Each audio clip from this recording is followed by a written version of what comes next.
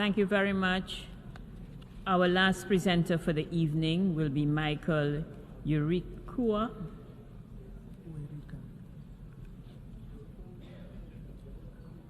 Uerikua.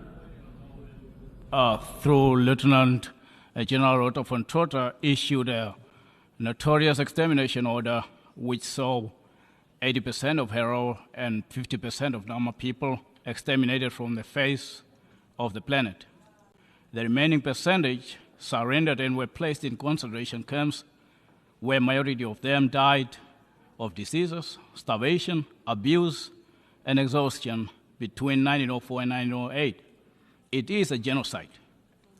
As Article 2 of the Genocide Convention contains a narrow definition of the crime of genocide, which includes two main elements, a mental element and a physical element, which is exactly of what happened to Herero and Nama people of Namibia between 1904 and 1908.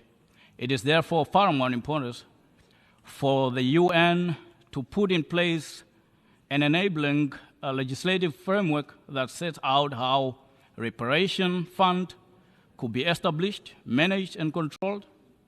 Furthermore, the framework would ensure the rights of Herero and Nama people as primary beneficiaries due to the scope and magnitude of the material and human losses to be compensated. The UN can also establish a task force on reparation to facilitate the formulation of a comprehensive reparation policy and program. I further thank the European Union for being part of this historic forum, as the pursuit of justice in most of our aspects faces the European Union states. We appreciate and deeply encourage the United Nations through the body's rapporteurs to engage all actors and governments in following the right path that achieves justice, human rights, indiscrimination, reparation.